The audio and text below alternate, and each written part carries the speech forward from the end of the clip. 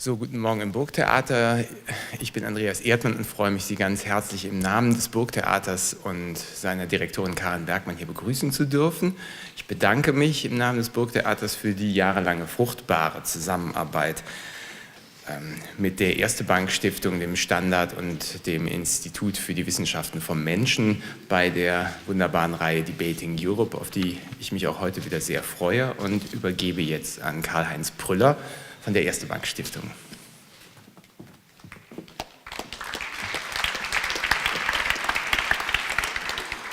Good morning and welcome also to our guests of this morning. And I'll speak English so that they would understand as well. On behalf of Erste Foundation, thank you for joining us for this debate about the role of transparency in democracy that we organized together with the partners, the Burgtheater, the Standard and the Institut für die Wissenschaft vom Menschen. Transparency is one of the fundamental preconditions for trust. And without trust, no human relation, and certainly not democracy, can be sustained for long. From the beginning of its activities 10 years ago, it has been one of Erste Foundation's key targets to promote democratic values in Central and Eastern Europe. One of our principal partnership projects supports investigative journalists in the Balkan countries. The ability of these journalists to work and to publish is ever more limited by political and commercial forces, but is therefore, specifically therefore, ever more needed to promote transparency and maintain democratic values. And yet, the values of liberal democracy are exactly those that make us uneasy with too much transparency. But where do we then draw the line? The American author, poet, humanist James Baldwin once wrote, "Words like freedom, justice, democracy are not common concepts. On the contrary, they are rare. People are not born knowing what these are.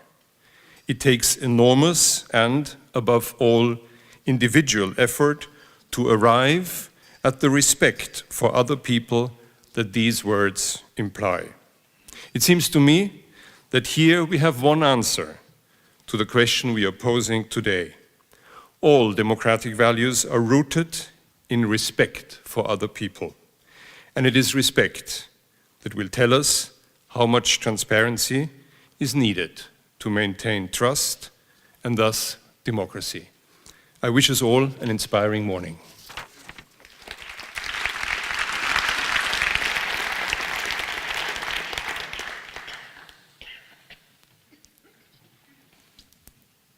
Good morning. Ladies and gentlemen, it's my pleasure and my privilege as the rector of the IWM to welcome you to this morning's debate, which we are partnering with both the Burgtheater and the Erste Stiftung, both of whom have been long-standing partners of ours. This time, for the first time, we've also been supported by the European Forum Alpbach, whom I would also like to thank on this occasion. How much transparency does democracy need? And can transparency become a problem? Democracy today seems to be in crises. Citizens are deeply disillusioned, both with political parties and with business elites. Many believe that more transparency would restore trust in democratic institutions because only informed citizens will be able to hold politicians, but also corporations, accountable. But due to the endemic spread of surveillance technologies and social media, it is the citizen who is becoming increasingly transparent. Transparent both to governments and to companies, whereas governments, corporations, and banks continue to be opaque in different ways. What can we do to redress such an asymmetry? The demand for more public transparency, for example, through the right to information, has gained ground in many countries of the world. And yet, paradoxically, often the more we know about what our governments are doing and what corporations are doing, the more suspicious we can become. How can citizens deal with the large amounts of big data collected by government and by business? The new technologies which are able to collect, to store, and to analyze, distribute data have made radical transparency feasible. Is it, however, desirable? And where would the limits of this desirability be? Can greater transparency lead to better political mobilization around issues that concern our everyday lives? Or can they lead to a decline of democratic participation or an erosion of trust? These are some of the questions which we will discuss this morning with the 4 panelists. I'm going to introduce them to you extremely briefly because the first round is a round where I will let them introduce themselves to you. Let me start in alphabetical order with Júlia Király. Welcome. She is the head of the Department of the International Business School in Budapest. From 2007 to 2013, she was the deputy governor of the Central Bank of Hungary, responsible for financial stability during the years of crises, and ended her tenure very soon before her term would have ended with her resignation, something which I will talk to you about in a minute. Evgeny Morozov, who is a doctoral student at Harvard and addresses the political and social implications of the new media technologies, and is one of the most astute and well-known critics of what he calls the net delusion, the title of his first book. His more recent book is called To Save Everything, Click Here, The Folly of Technological Solutionism. And that's something we will be discussing with you in a minute. Aruna Roy is an Indian social activist known for her efforts since almost 40 years to fight corruption and promote the transparency of government to its citizens. She's one of the pioneers of the movement for public access to information and spearheaded the campaign, the national campaign to enact legislation in India guaranteeing the right of citizens to scrutinize all public records. Max Schrems is probably best known here to an Austrian audience. He's a young Austrian lawyer, a doctoral student at the University of Vienna as well, and an art activist, an activist for privacy, and the founder of Europe versus Facebook group, who has been litigating against one of the largest monopolizers of data. So interestingly, in a sense, we have here a gender and a generational divide. And this gender and generational divide is going to translate into a digital divide in some senses. I'm on this side of both the divides. And I think this shows you 2 things which are important for me today in the debate. One, that although a lot of our attention is focused on the internet today, when it comes to internet transparency and democracy, we forget that a majority of the world's population is without access to internet. So it's important for me today that we have voices in this debate who are from very different parts of the world, who bring very different experiences of very different kinds of academic and public engagement with issues of transparency and democracy.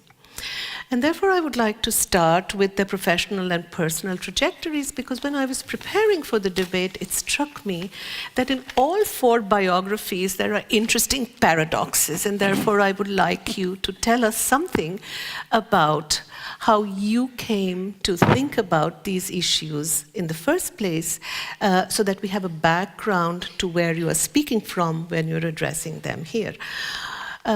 Aruna Roy, you started your professional life as a civil servant, a member of India's elite Indian administrative service, the most powerful circle of bureaucrats running the country. And then after 6 years, you resigned. You resigned and you settled in a really small remote village in Western India, in Rajasthan. And later, I will skip many years of your activism for right-based issues from this corner of India, but in the mid-1990s, you joined the movement, the peasant and workers struggle, the MKSS, which is a non-party, non-political party movement, and which led also to your being one of the major figures spearheading the nationwide campaign for transparency. Nikhil Dey, who is your co-organizer, is here in the audience today as well.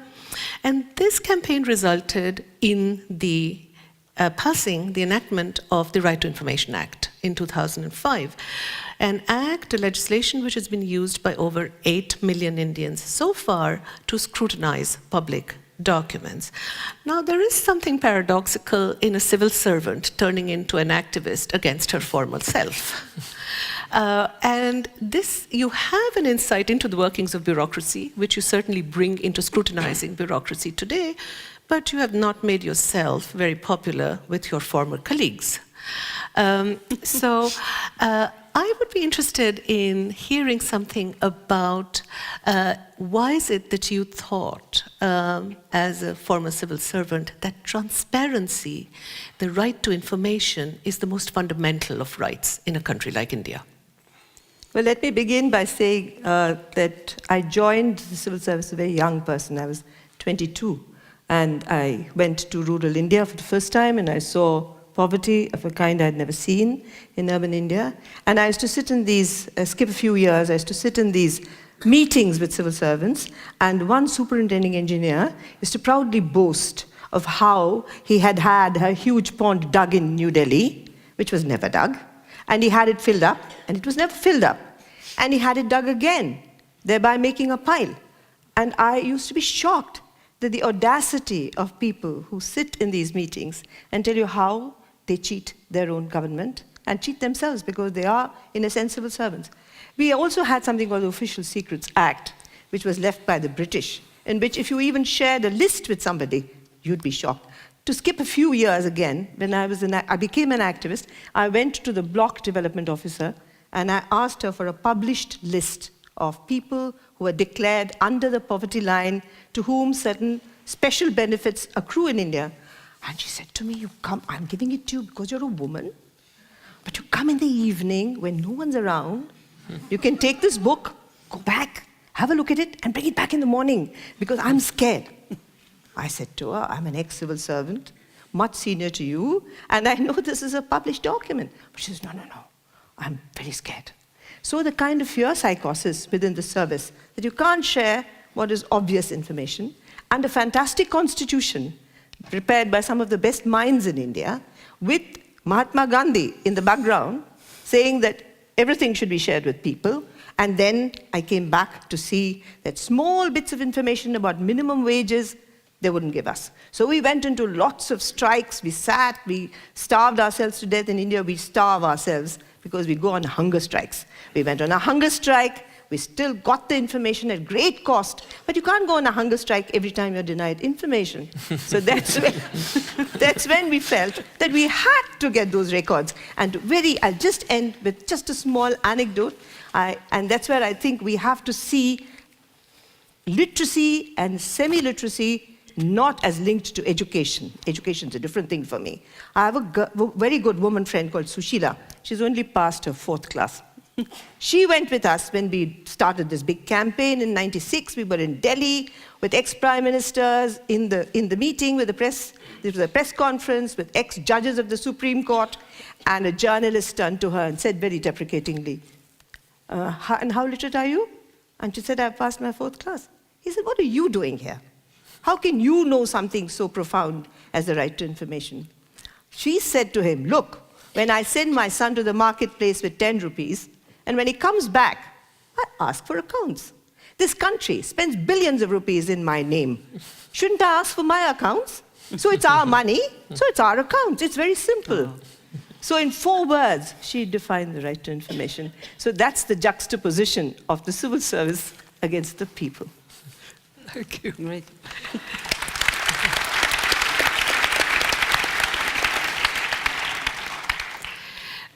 Júlia, Király, one common point which struck me here is when Aruna was describing the bureaucracy and a state of fear. When you resigned in 2013, one of the things you said is you're resigning in protest not only about the independence of the central bank being compromised, but you're resigning against a culture of management by fear. So there seems to be a common thread here about making certain institutions pliable to power. And the story, as I understood it from the press, and therefore, and it surprised me because the unexpectedness of this here is you were, after all, a deputy governor of a central bank. Now, this is not the most transparent of institutions in any country. And it is actually an institution which probably would not benefit by complete transparency, because I would assume that transparency of fiscal and monetary policy means something different from transparency of accounts of public spending. Because in order for banks to function in a certain way, you would need a certain sphere in which your deliberations are not open to public scrutiny in the same way. You shake your head, so obviously this is a naive assumption, and I would love to stand corrected on this. Let me just say that for those of you who didn't follow the spectacular story of your resignation, that it was in protest against what you thought was rubber stamping of economic policies by the new governor of the central bank, but also of the damage this would cause to the Hungarian economy, which is among the most highly indebted in Europe. What surprised me was not only a central banker asking for transparency, but that your resignation did not have the effect which I would have expected, again as a naive observer, of shaking the fates in the market in what I naively would have assumed are relatively junk sovereign bonds. Instead of which the market continued to shore up and buy these bonds, saying it's a low interest rate environment, and actually these junk bonds are yielding very high interests. So the transparency or the revelations which I would have expected your resignation to have made public did not seem to have the political effect which I would have expected they should have had. Okay, Shalini, thanks for your question. It's not so easy to answer, but let's begin with that I am among those, as you mentioned, that who believe that more transparency would restore trust in democracy, and my special case study, let's call it Orbanomics, it really describes that how the less and less transparency mean less and less democracy in a country which once upon a time was among the most liberal democratic countries in Europe. Actually, if you now visit the freedom.org and you look around the freedom index of Hungary and the neighboring country, you will not be surprised that Hungary is among the worst now, though once upon a time it was among the best. So today, this morning, if you let me to more detail describe this case study of less and less transparency, maybe then we will better understand what does it mean, the special notion of Mr. Orban, the illiberal democracy. So let's start the notion of transparency and from special regard, not in general term, okay, but in general term later on we can come back that what transparency can mean from above.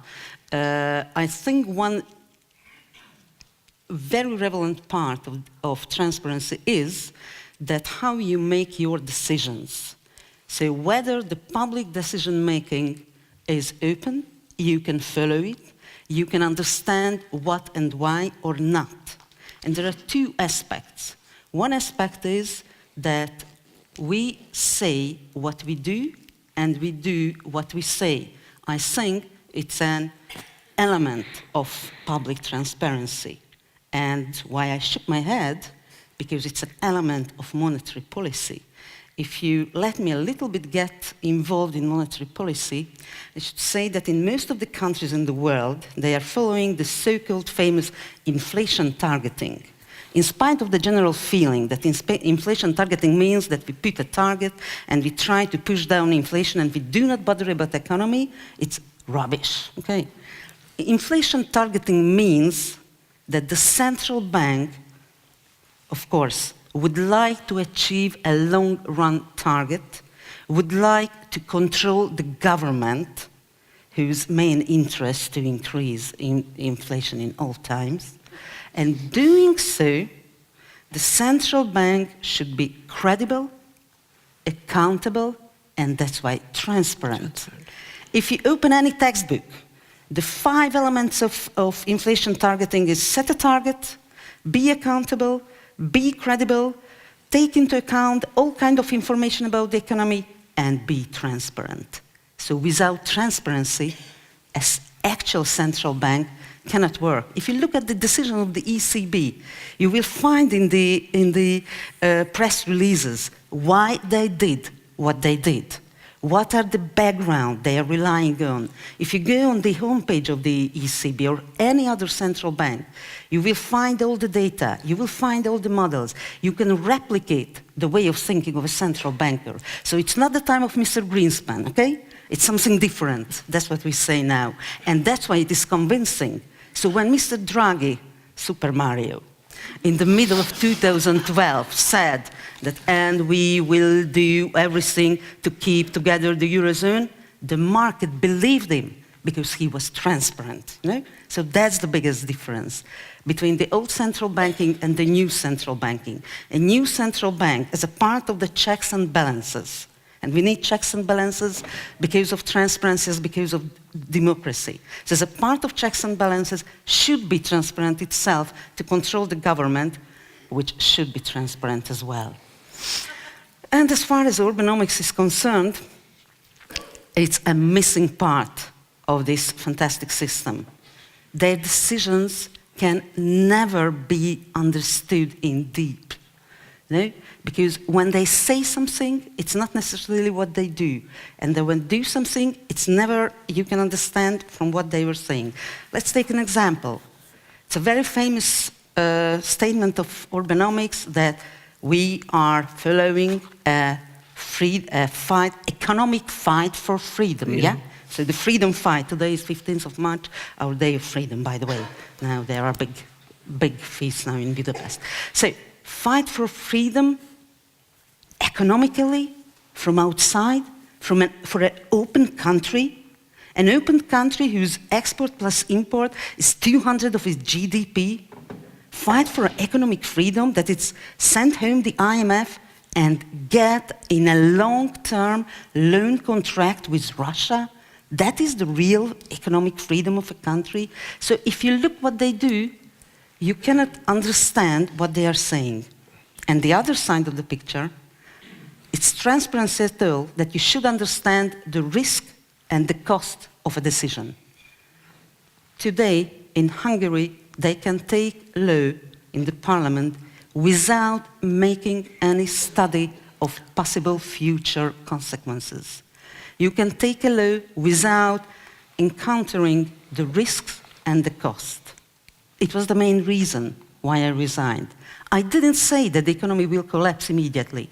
The only thing I said, that if you do not understand the costs and the risk of a decision, if you do not take it into account and do not explain to people why do you expect that the results will be better than the risk and the cost, then your decision-making is not transparent and it increases the probability of very bad decisions.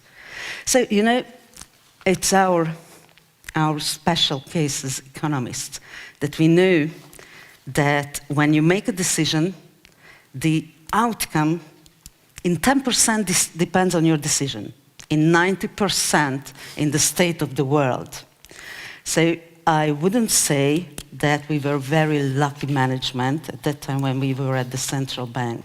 But I know that the actual decision-making increases the probability of very bad outcomes, in spite of the fact that where is the wood? Fortunately, we have still a very calm outside world due to brilliant Mario Draghi, and that's why I hope that before the worlds go to the opposite direction, our intransparent and illiberal democracy will be changed. Thanks. So you raised a lot of questions which we'll come back to in the next round. I just want to continue to introduce the other two participants, and then we'll come back to the whole question of policy choices and the narrowing down of these choices and constraints, and what does transparency really mean here. Evgeny, Morozov. Your trajectory from a small mining town in Belarus to the American University in Bulgaria, to an NGO in Berlin, and then I should really say to stardom in the US as the author of 2 books which warn us in very many different ways. What the first one, Net Delusion, about the illusion that one can promote democracy abroad and by the simple use of social media, in which you make the argument or the counter-argument that actually that this same technology can be used by authoritarian governments and turn against the dissidents in equal measure. But your second book, your more recent book, is an even more fundamental warning, because it's not just a warning against authoritarian regimes, but it's also written after what we know about the NSA and the surveillance politics, the global surveillance politics, plus the domestic politics of the US government. But more than that, basically, if I read you right, what you are pointing us to is to ask some very fundamental questions, not only about the politics of the internet, or internets as you would like to emphasize in the plural, but about the political economy of the internet. And you are revealing to us, or at least to somebody like me, not so familiar with the material, many, many very, very surprising and very disturbing facets of the political economy, monopolization, commodification of data, and opening out our perception of the risks of the concentration which is involved here. But if I were to look at, in a sense, the central paradox, and at some risk of simplification, I would say your professional career has been on the net, about the net, against the net. And this is, in a sense, a very paradoxical kind of view, because I would have expected that, for example, your generation of net users in my country, in India, I do not hear a single skeptical voice. So there is a technology hype there, which obviously not only do you not share, but you have done probably the most to argue against.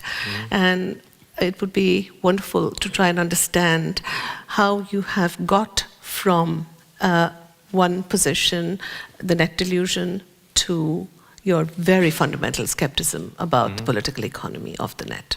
Sure. Well, I think it's important to understand how I even got to the point where I became a skeptic, because originally I wasn't a skeptic. I was more or less very much like the people that you described in your country, that are very much enthusiastic about the potential of digital media. And I actually spent several years trying to put some of that potential to good use in the former Soviet Union, parts of Western Europe, working for NGOs and these various foundations. And it was that experience of actually talking to activists and bloggers and some of the politicians in the opposition, but also to a lot of people in power and who were helping us with funds or with policy, that made me extremely skeptical both of the actual developments I saw on the ground and also of the ability of people outside of those countries to actually grasp the dynamics that would set the course for the use and deployment of many of those technologies. To oversimplify things, I think the default assumption that a lot of Western policymakers and foundations had was that the moment we have ubiquitous connectivity in a country like Belarus or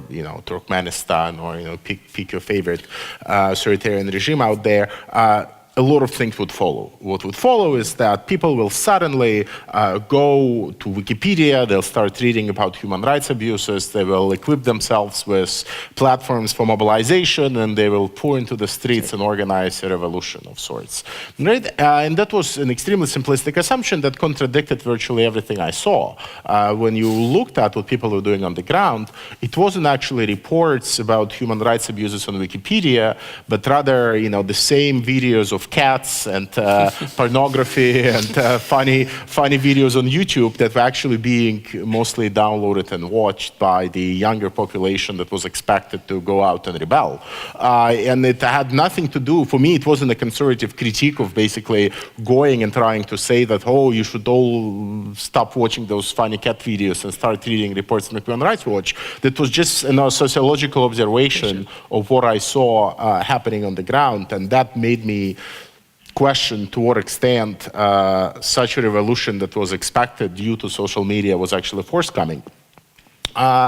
But what I started working on later after I published this book, and again, you have to understand that my argument was not just so much about showing what was happening in those countries, it was also trying to predict some of the potential unintended consequences of America, which was primarily the actor in this space, embracing what then was known as the Internet Freedom Agenda. Right? And the assumption, if you listen to a lot of speeches from Hillary Clinton, was that America here was a benevolent player. Silicon Valley was just the new, it was the new jazz. They were the ambassadors of America who would go and they would show to the rest of the world how innovative and entrepreneurial America is. So you had a lot of executives of Silicon Valley go to places in the Middle East and Latin America to pitch themselves as this ambassadors of America. And for me, it seemed extremely silly for the sole reason that America, at that point, it was already clear, was extremely active in things like cyber warfare. They were already extremely active as a government in enacting this comprehensive system of surveillance. And we are talking actually before Snowden, we are talking about 2010, 2011.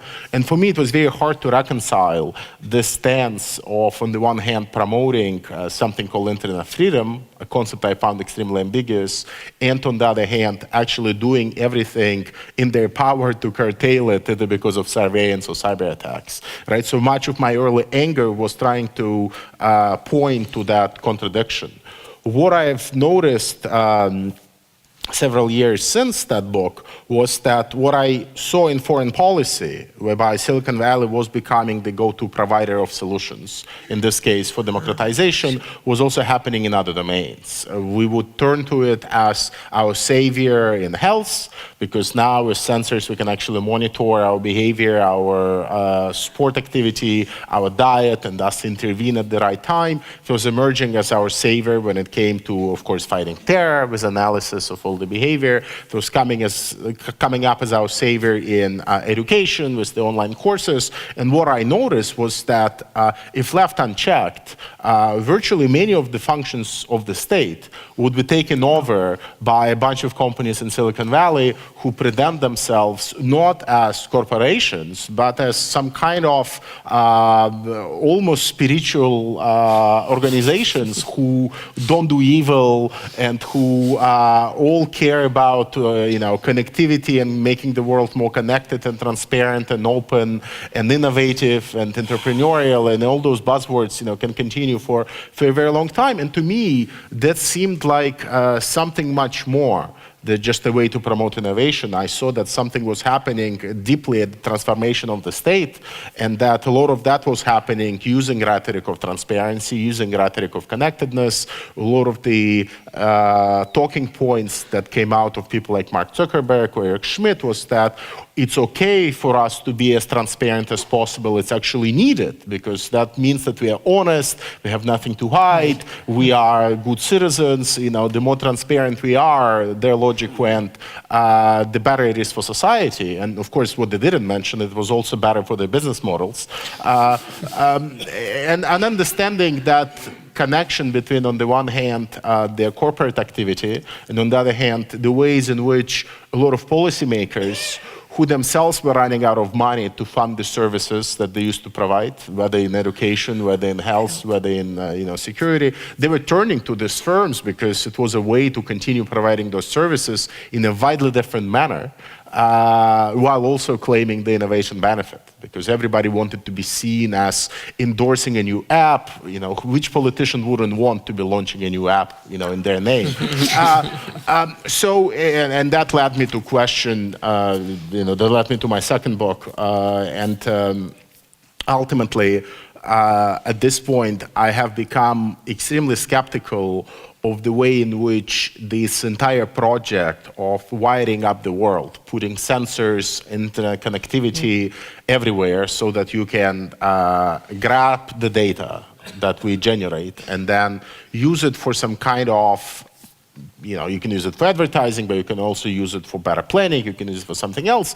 I became very skeptical because for me, that entire process seemed like a process of commodifying resources that perhaps ought not to be in the private domain to begin with. For me, and a good example to grasp this is a number of parking apps that have appeared in the United States, which basically allow you, once you leave your parking spot in a public area, and those public spots are free, those apps would allow you to sell your spot to the next driver who is looking for a spot. And since it's a public spot, of course, you cannot sell it because you do not own it. What you can sell is the information that you're living, this particular public spot. And those are actually very big, it's a very big industry now in America, right? Which turns our previously public resources that were kind of underwritten by values like solidarity, for example, converts them into a commodity that can be bought and sold in the market.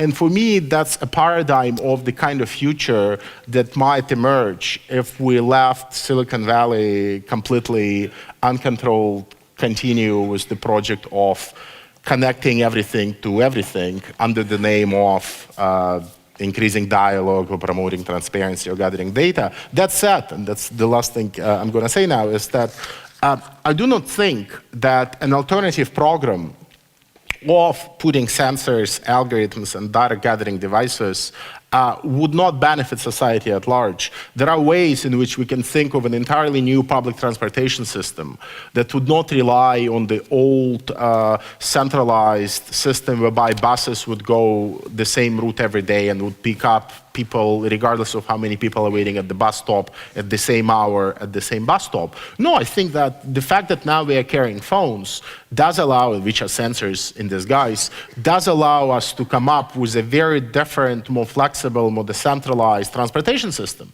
And that's just one example in the transportation industry. But to do that, we as citizens need to establish some control both over the infrastructure, which are the sensors, and the data that they generate. And then we can start thinking, how can we build a better public transportation system that is highly flexible and that does not look like Uber, whereby you pay more because it rains or snows, because that's their surge pricing mechanism, or you have to worry about your reputation because Uber also ranks you as a passenger, so you have to worry whether your joke's actually funny when you tell them to the driver, right? And again, all of that is happening because it's done by a corporation called Uber, but it doesn't mean that we cannot think of a way to rely on all that data in a way that would favor the citizen. And that would be much more secure, much more private, much more decentralized, but that would require drastic legal and social interventions for us to own the data that we generate through these sensors and devices, and to also perhaps own the devices and sensors themselves. Thank you.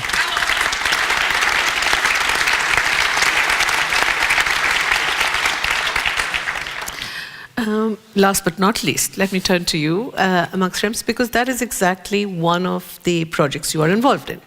Trying not only to control and check the companies and trying to control data use, but making the argument through not only your NGO, Europe versus Facebook, that this data belongs to us, to those who provide it. So it's about the ownership of this data, but also getting access and forcing Facebook to not only give you information which it had collected on yourself, but also to name a price for that information and to say all 25,000 people who are involved in the class action lawsuit with me should all each be paid 500 euros for the amount of data collected.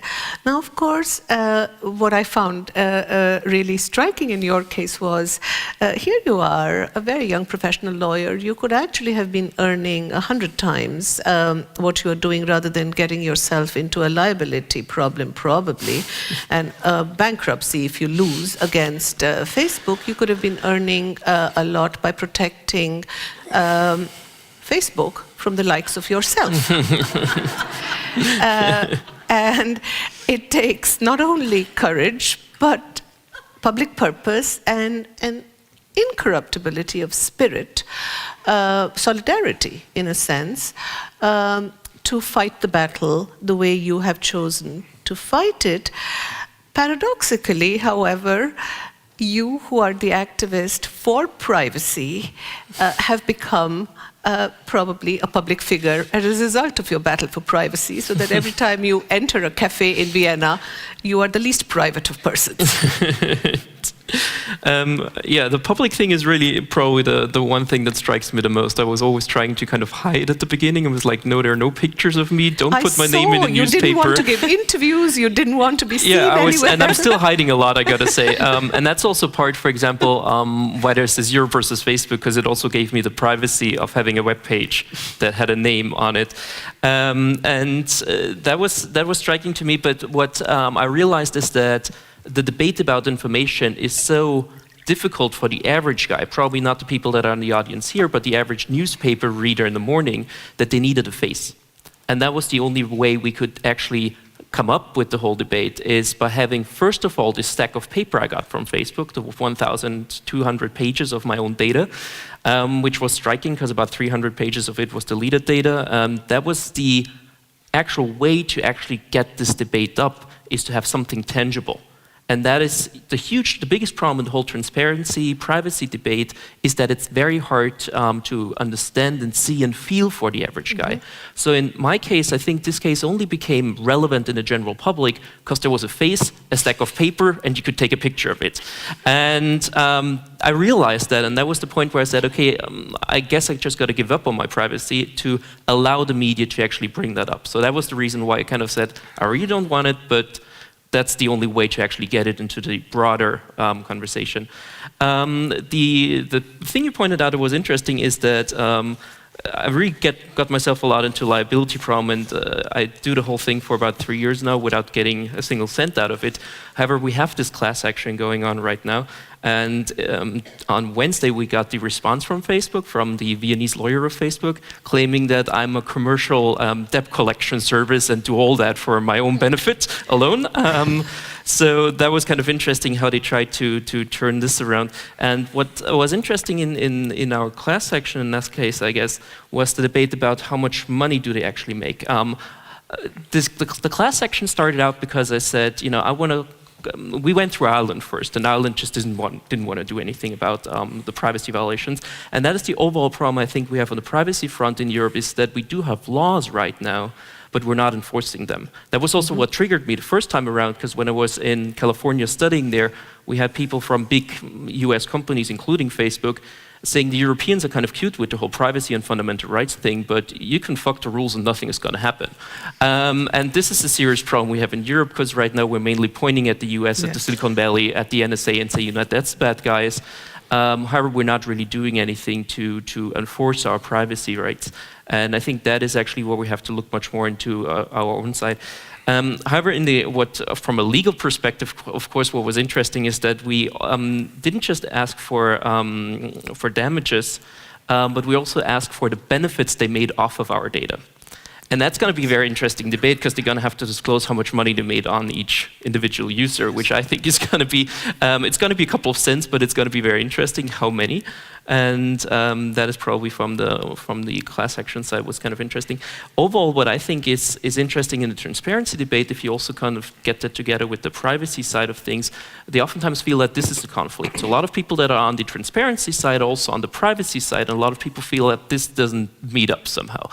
And I think what we see and what we try to have to generate in Europe or worldwide is what I call kind of informational redistribution. So the question is, do only the big guys get all the information and thereby the power out of the information, or are we able to redistribute and be able to say, you know, the small guys should have a certain privacy, and the companies and the international organizations as well as the states will be a little bit more transparent, and I think that's actually the overall theme in this whole transparency and privacy debate where we should get to kind of just like we have it in the capitalist system, that we have to redistribute certain things, and I think that kind of gets a lot of these points that we had before together into kind of one system. Mm-hmm. Thank you. So I think we've got a large set of issues on the table here, and let me start off by picking on three sets of questions, of which my first question to you would be, all of you, how does the demand for transparency change the workings of governments and corporations?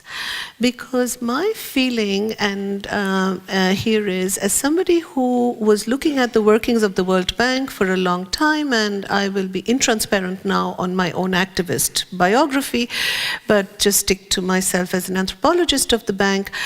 When the anti-Narmada movement in India managed to force the bank into changing its rules for disclosing documents, two things happened. And it also it also managed to push the World Bank into setting up the so-called World Bank Inspection Panel to make the bank accountable to citizens in the countries to which the bank had lent money. Two things happened as a result of it. On the one hand, the bank started producing a totally different set of documents for internal use as for external use. So it managed to circumvent the requirement to disclose by producing parallel sets of documents. So it gives out documents to us, but it produces different ones internally. Secondly, what the inspection panel managed to do is that it decided what one, because of the lot of pressure on World Bank bureaucrats to that their actions, their decisions would be transparent, rendered accountable, would be scrutinized. As a result of this, the World Bank officials started making what they called in interviews to me as, we now make our decisions panel-proof. Now, what does it mean to make a decision panel-proof? One of the things they did is they diluted what were until then binding obligations of operational directives into so-called good practices, which were no longer binding. So you can dilute the rules, you can change and rewrite the kinds of documents. So what I would be interested in is to think through with you about the different arenas that we have been looking at. We have been looking at the bureaucracy, we've been looking at banks, at corporations. How does, in your view, the demand for transparency from the streets, in public protest, through legislation, through court cases, how does that change the actual workings of government? How does it change the practices, leading us, of course, to come up now with new kinds of mechanisms? And how much are we in such a situation only dependent on whistleblowers? So let me start with you, Aruna. As an ex-bureaucrat, you know it from both sides. Actually, I'm going to stop the bureaucracy question, and I'm going to become a full activist. For 40 years, I've been in activism, 7 years in the bureaucracy. But I would say that for the Indians, and I would include even civil servants in this, we apply for information. because information is applied for by members of parliament, by members of the Legislative Assembly, by civil servants, because information is quartered into small blocks even within the government, and intra-governmental information is not accessible. So it's, information is power, and India knows it very well. So it guards its information and doesn't let it flow out. So really for us, the state has a huge obligation to its people to display and disclose information. And in that debate, I think the bureaucracy has played a somewhat significant role even providing information and significant role in denying information, but it's too huge a thing in India with 10 million users and 40 users of information killed because they asked for critical information, part of the democratic discourse. You can't take it out of any public debate, you can't take it out of electioneering, you can't take it out of anything now. So transparency, at least notionally, is there to stay. So what they will try and do is to restrict the transparency through bureaucratic measures of not appointing. We have an independent commission under the law.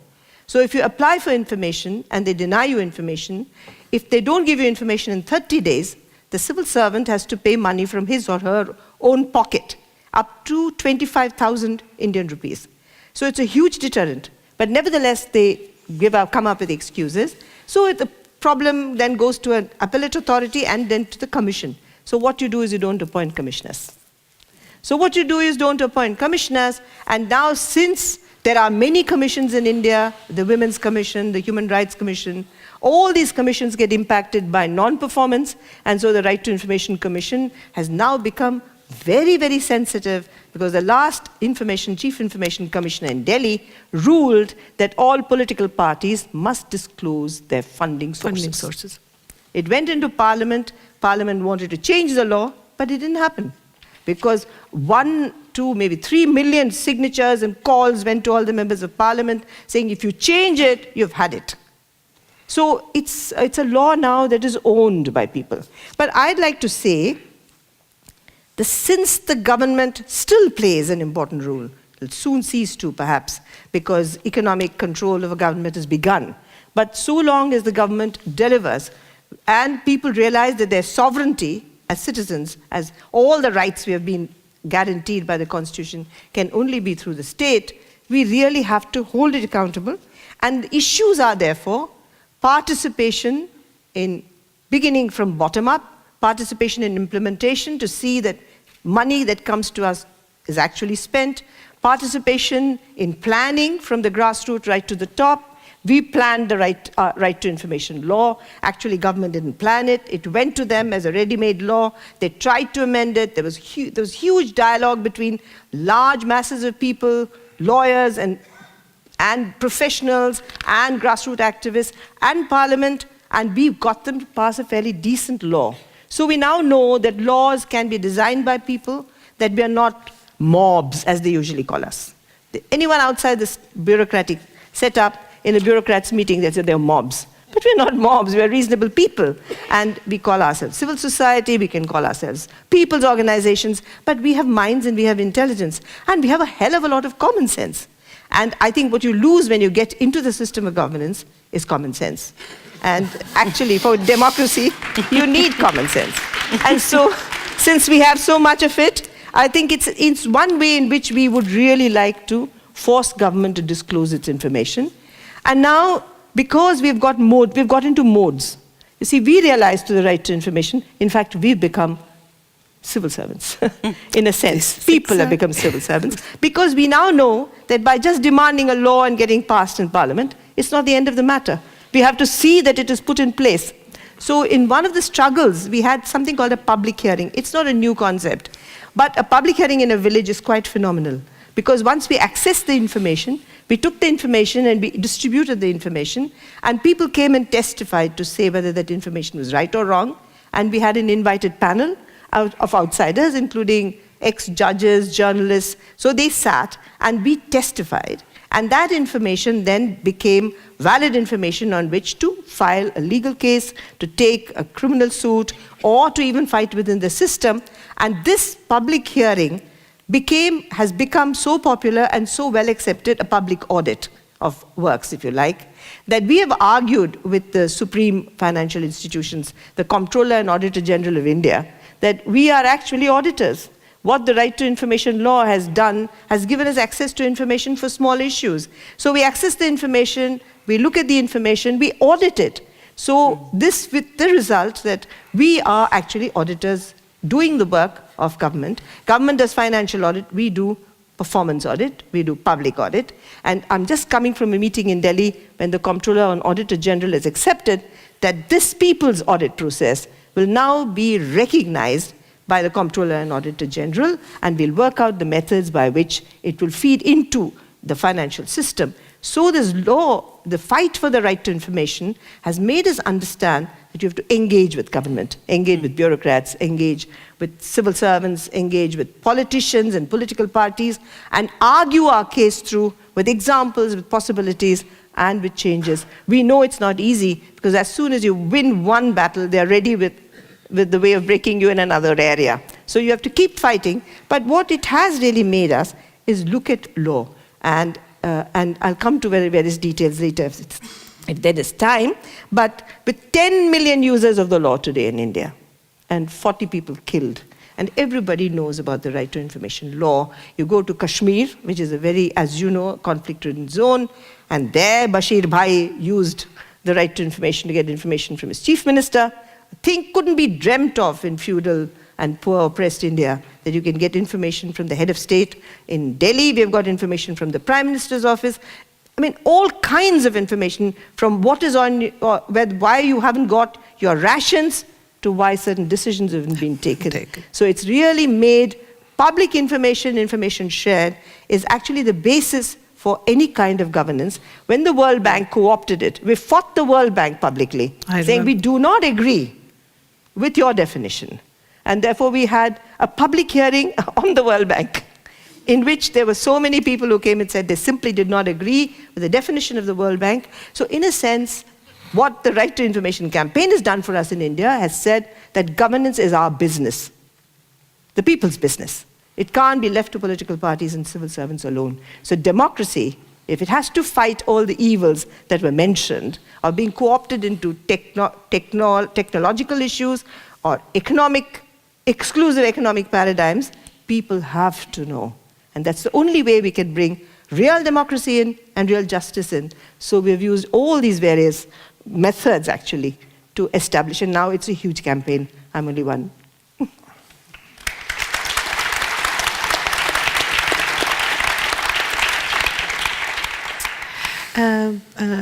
Júlia, Király, what I hear is that the Freedom of Information Act, which has become an issue in many parts of Eastern and Central Europe as well after these countries joined the EU, and yet the kind of grassroots activism which Aruna has just described so graphically is missing to correspond with a legislation being there but not being put to practical use in the country in order to be able to find at least some kind of countervailing measures to an illiberal democracy.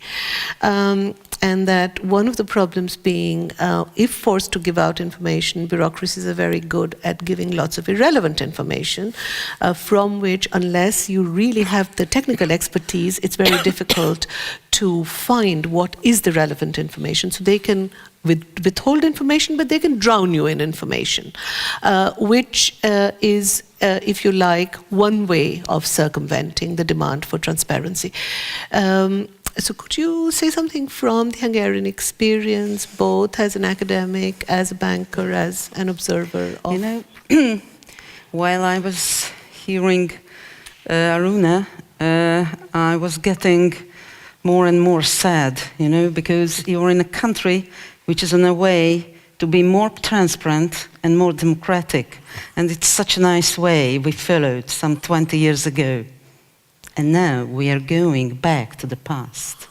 You know, so it's very difficult to explain that how a country where all the formal laws are at hand, all the formal legislation are at hand, a country member of the European Union, how can it lose all the main elements of transparent working of bureaucracy and government, because that is the case. At formal level, we have the European legislation. In the everyday life, we feel that we lose more and more space. Checks and balances, which is an imminent part of forcing the government and the public institutions to work better, are getting weaker and weaker. Some of them are simply expelled from the everyday life. The government simply dismisses them.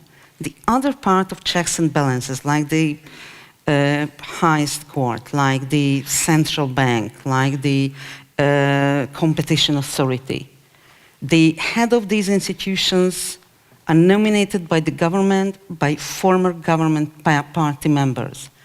Formally, their legislation fully comply with the European central law. Mm-hmm. But in the everyday working, they go straight against it.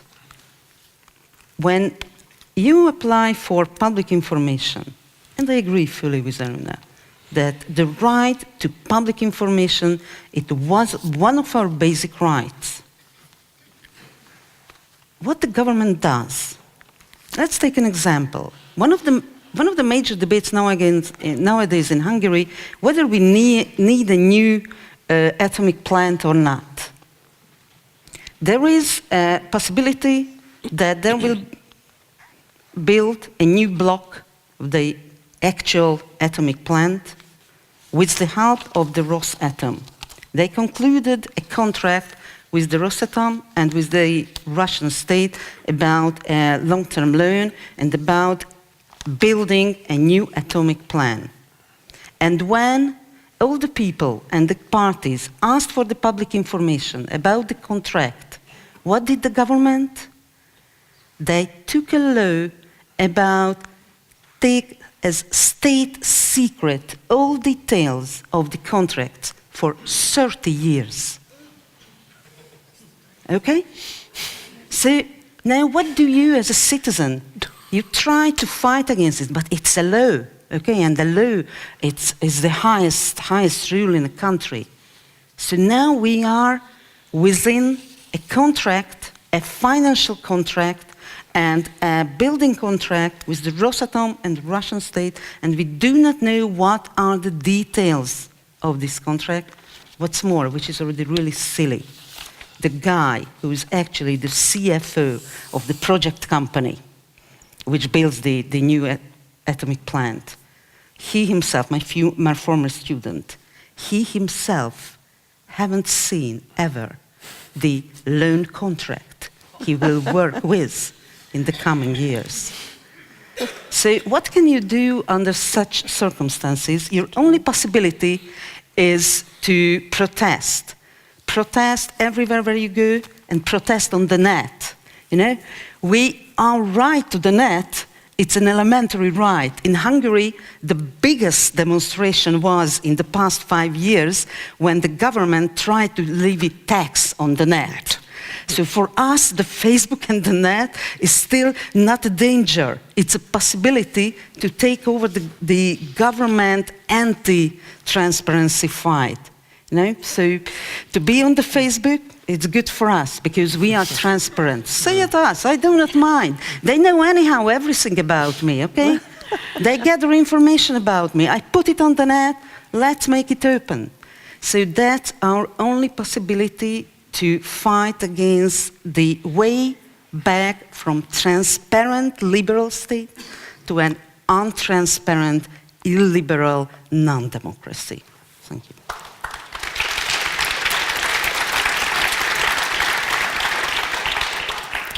So this is very, very interesting because I think it brings us to 2 points which I would like to discuss with both of you. So the question is transparency, but to what purpose? And transparent to whom? So the question is, if transparency is, I think one of the arguments Evgeny, Morozov, you have been making is transparency is not a goal. It could be a means, but a means to what?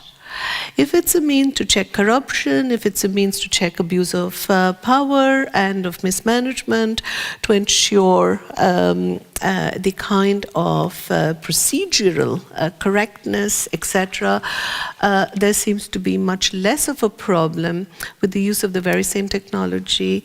And we heard a sort of a really emphatic plea from Júlia to say, whatever the problems with Facebook, it still provides us a forum for public action of certain kinds. And I think one of the things that I'm hearing is whether or not that kind of a technological solutionism, but this is not solutionism from the government side, a technological fix for a certain vehicle for protest, depends very much on the context in which one is.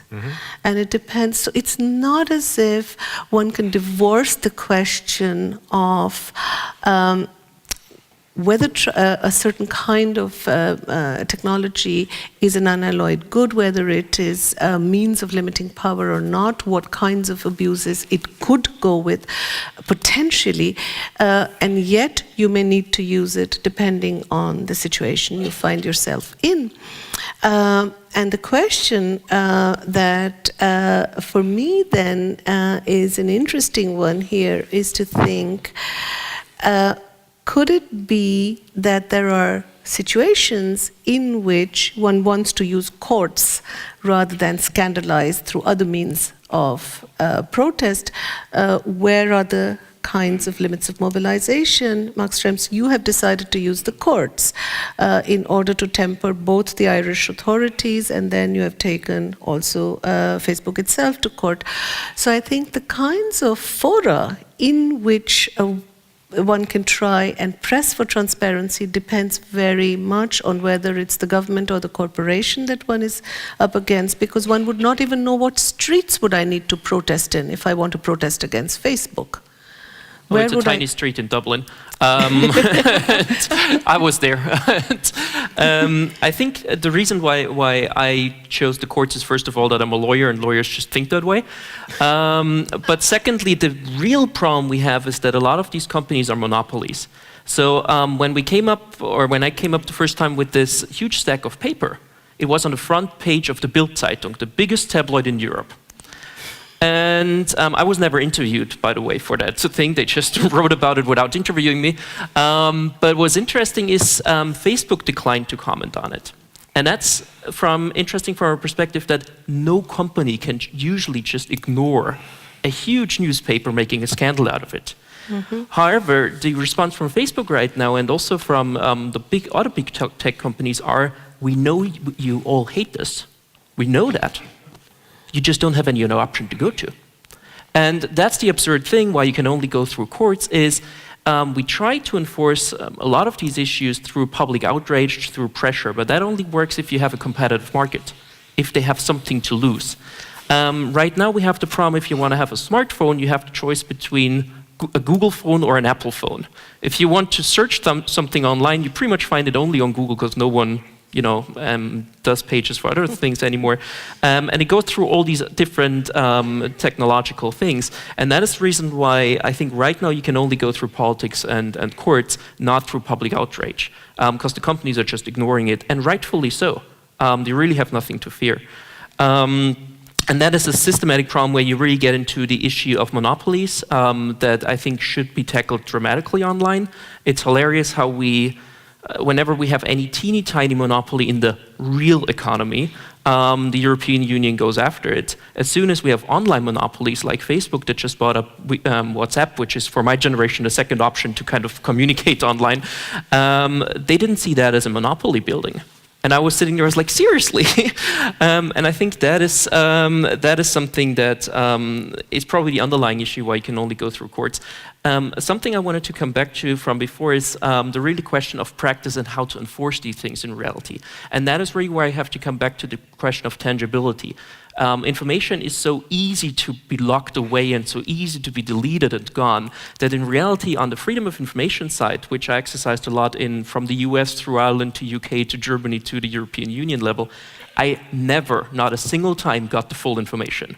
Like every single time I've ever exercised my right to the freedom of information, I could even Google things and find more information than the government provided. The same thing is true for the other side around the right to access, which you have for your own personal information. I think in my life I've probably made access requests about 200, 300 times. There was one access request ever that was fully answered, which was by the public transport of Vienna. The only one ever. And that is the underlying problem that we have, I think, that these rights are really hard to enforce in practice and we leave people alone with it. So I think overall what we will need to have is some kind of NGO, some kind of organization that does that professionally and helps the average guy to do it, because these rights are nice, but in practice it doesn't really work. Also the problem, what we experienced, what you said before, is that they just put someone in the independent office of supervision that is independently doing nothing. We have exactly that problem in Ireland, for example, where we were not even allowed to get the access to our own files, access to the documents in our own proceedings.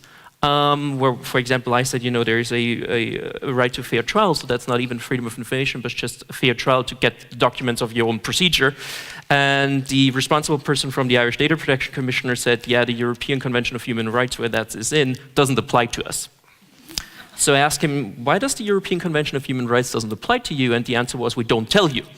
And that is the reality you're faced with. And that was, to me, the most interesting part from what I did, is to say, yes, we have all these nice laws, but the huge and the biggest problem is enforcement of it. And interestingly, Austria is kind of totally underdeveloped for the freedom of information. We don't even have an act, we're still debating about it.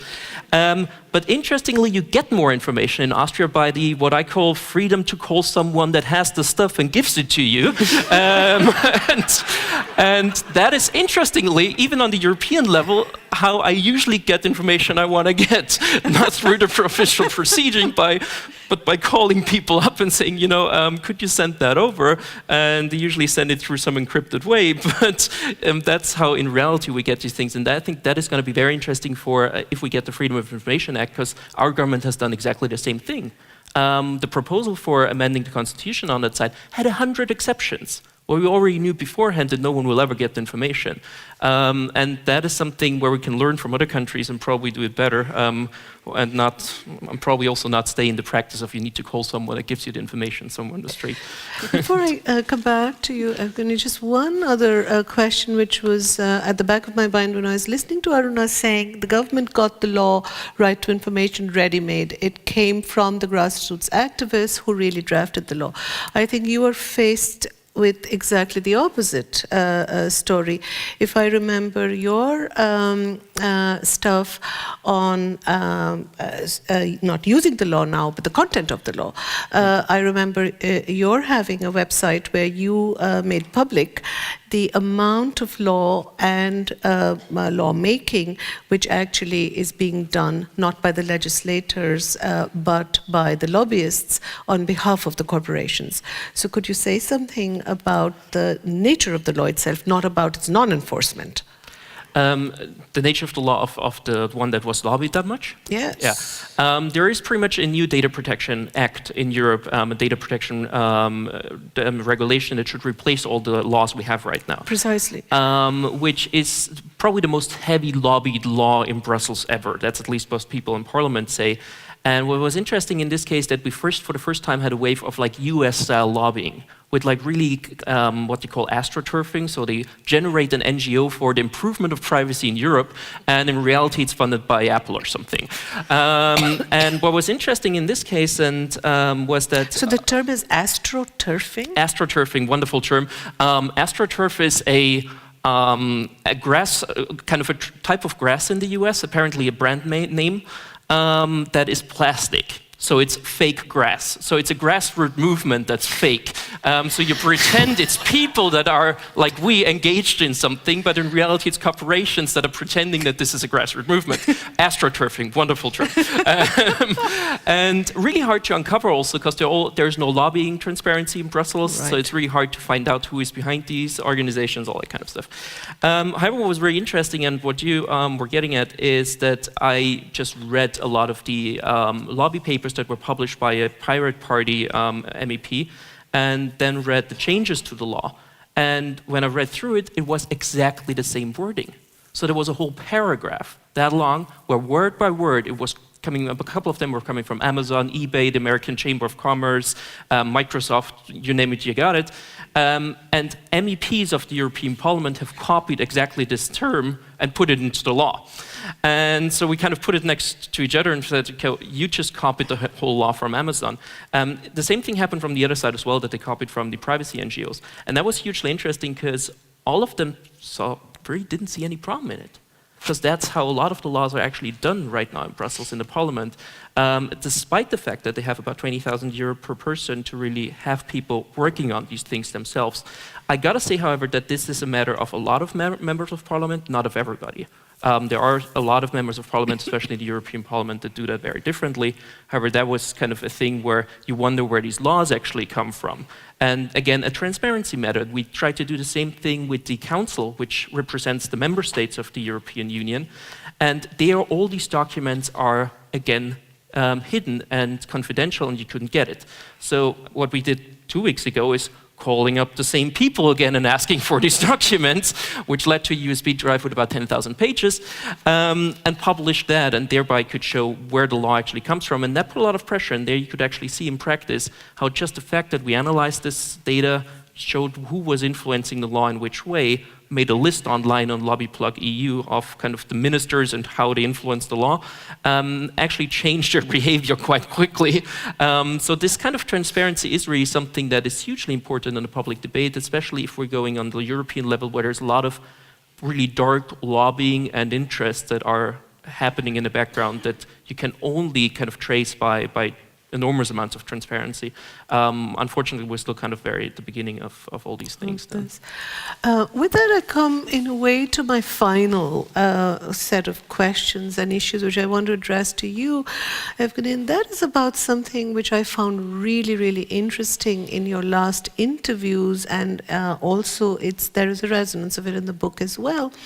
And that is, I'm a generation which still thinks in Marxist terms on some of these things. And what is interesting here in the way you put the issue is that it's no longer about alienation of labor, it's about the alienation of my data. That what is happening is value creation, profit making through what is being alienated, what is being exploited is not only the data I give about myself, but what corporations are also able to gather together in the big data by tallying things together, which I don't even know exists about me. So there is therefore not only the danger of the privatization and commodification, which you point to in the monopolization, which Max Schrems has underlined, but there is the question of, very fundamental question of the ownership of this data. And you make a radical proposal saying, socialize the data. So Aruna was making the argument saying this information belongs to us. But the question is, what does it mean to socialize the data? Because you obviously don't mean the state should be owning it. And so on the one hand, I would like to ask you to share with us some of your the arguments you have been making on that. On the other hand, the data is the one part of the story, the other is the provision of infrastructure. So often you will get the argument, if the state doesn't provide this infrastructure, at least Facebook is providing it. And so since Facebook is providing it for free, then we'll give you the online courses for education on Facebook, but those then you have to pay for, right? So it's about both the infrastructure and the data itself and the political economy of that, which, as you show so brilliantly, leads to shifts in the nature of power which most of us actually, as users of these technologies, are not even aware of, which we need to think about. And having thought about it, the question would be the Leninist question: what do we do now? So let me start by giving some background here. I think not everybody realizes just to what extent so many domains of our social life and also business activity can be recast or interpreted through the lens of information. If you think about it, something like banking or insurance is ultimately an information business because you have to understand the nature of risk.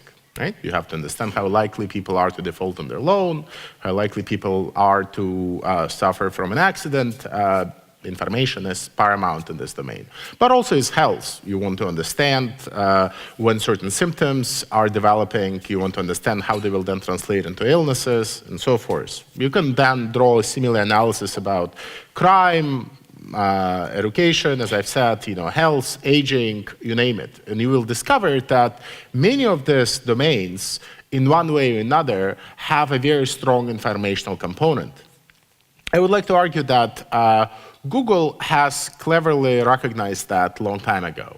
And they have recognized that by integrating data from various domains of our social life, their presence in each of those domains becomes stronger and far more harder to disrupt.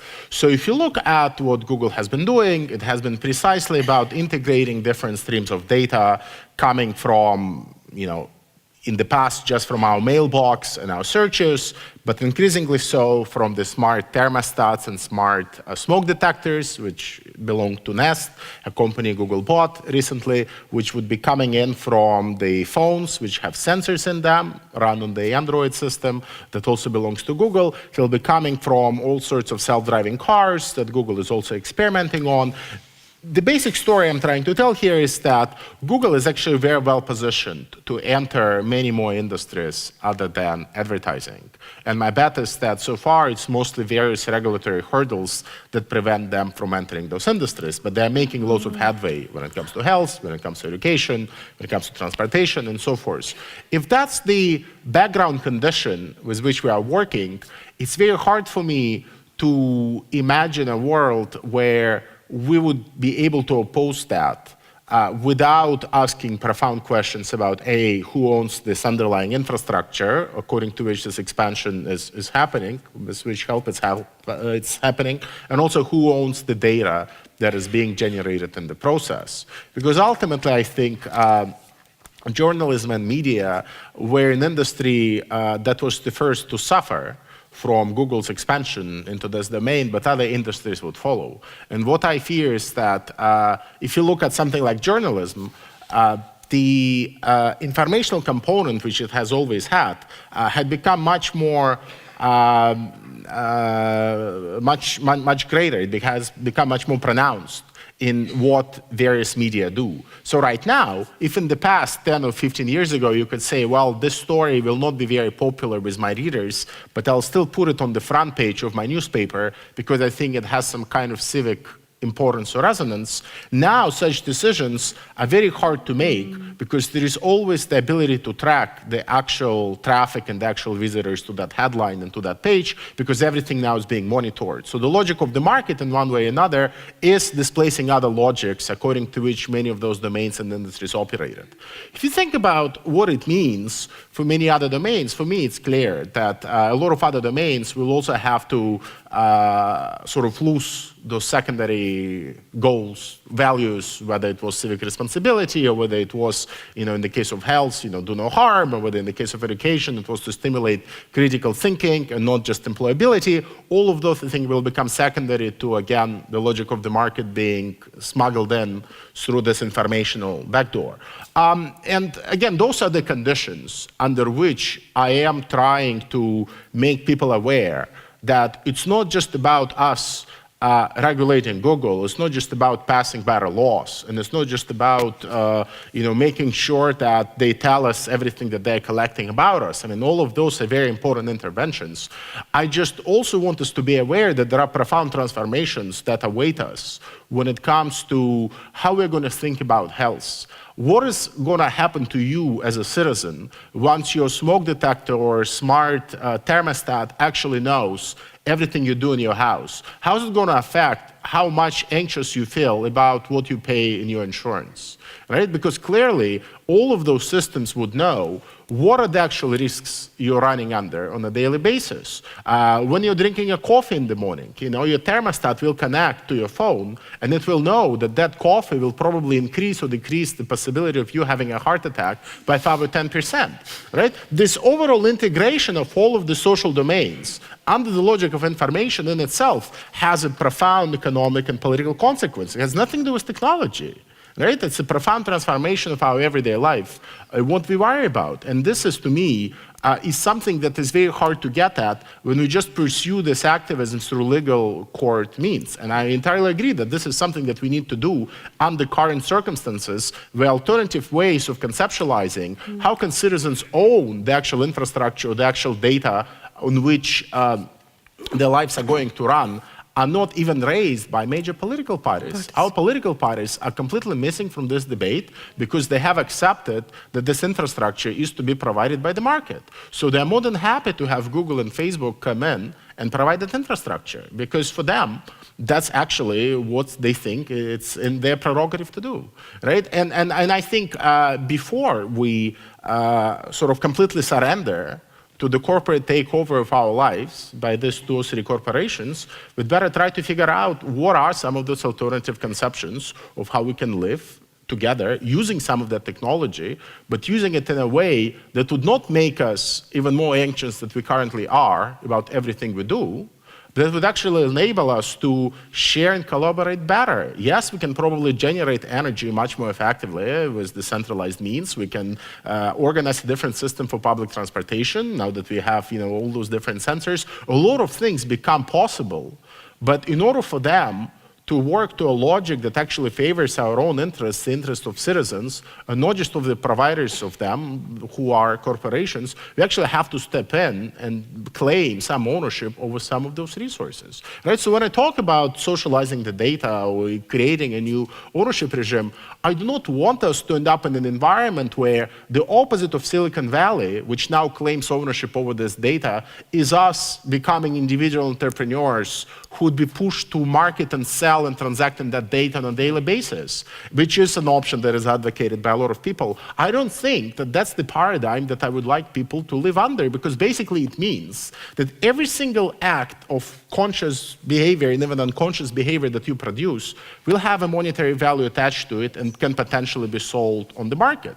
So you go and sing a song in the shower this morning, and then suddenly you realize that the manufacturer of your shampoo would like to know what that song was, so why didn't you sell that piece of data to that manufacturer for 20 cents? I mean, that's the other paradigm that also a lot of startups in Silicon Valley who all hate Google and Facebook are now offering to us. And that, to me, is the extreme end of the same neoliberal logic that Google and Facebook operate upon, right? So an alternative here clearly cannot just say Google, Facebook are bad, but we'll have more entrepreneurs and we'll just become entrepreneurs of ourselves and sell our data on our own. An alternative here needs to be something like data, yes, we own it, but this is something that we cannot sell, right? I do not want us to live in a world where within 5 or 10 years, Google will convince us that, well, we can now breathe for free if only we watch in advertising, because oxygen now is something that also Google has a claim upon, right? I don't want us to accept that data, knowledge, and information that we generate is already born as a commodity that has a monetary value to it, and now we just have to pay either to Google or we have to pay to each other to get it. No, I think we have to challenge that, because there are a lot of other resources that we can own as a society, as a nation, as a state, as a city, that do not just reduce to the status of economic commodity. And we have to think about how we can apply the same logic to the kind of intellectual intellectual property that we generate and whether the actual paradigm of property is applicable here. And here I think there will be actually quite a lot in common with some of the work that has been happening, in India around copyleft and the broader intellectual property reform. But I think here again, I do think that the state and legal interventions here are important, but they're important to an extent where the state needs to come out and say, we want to articulate this specific property regime for data. Data is not something you can buy and sell with certain kinds of data, right? And this is it. Like the rest, I think, has to be citizens, cities perhaps, working with each other to articulate how an alternative system can be built. Because I'm fully convinced that the only alternative to Google would not be a Google with a European flag on top of it. Europe will not be able to do it. And the only alternative to it that can happen would be a lot of smaller players, hackers, developers, SMEs, entrepreneurs, coming and trying to build apps on top of the infrastructure, both data infrastructure and the actual sensory infrastructure, that would be able to satisfy your local information needs in a way that Google can never anticipate.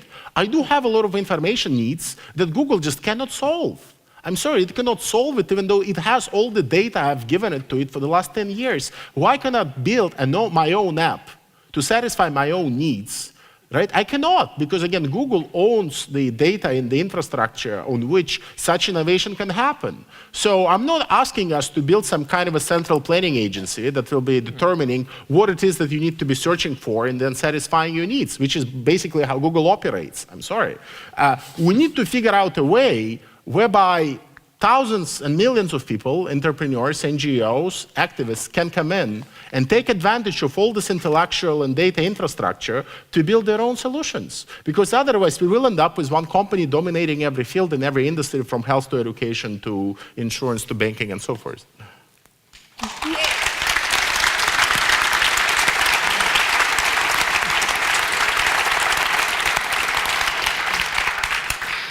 Thank you very much. Actually, I think this might be a wonderful closing statement because what you have made a very, very passionate plea for, with extremely strong arguments and also data, which many of us don't have on Google, is to say what we need to do is to rethink about many things in our lives as commons, as local commons, as global commons, commons which are not to be commodified and not to be turned into monetarized entities. So this comes up with a very different way of organizing our lives, but also basically about different ways of thinking about what the options for different decisions may be, what are the risks, what are the costs, and how best we could, both through public protest and mobilization and through using courts, but also not allowing our social imagination to be constrained in ways which the corporations and the nexus between the corporations and states have tried to constrain. So for this to happen, I think the idea of the commons which you put forward is a very, very powerful idea which we need to think about. Again, thank you very much for your participation in today's discussion. Thank you very much for being here with us. And we have a third Burgtheater debate coming up, which I hope you will also come to. It's a historical one, so we're going to basically go back in time thinking about the Treaty of Vienna, but then to think ahead what it would mean today. Thank you very much, and I wish you a good Sunday.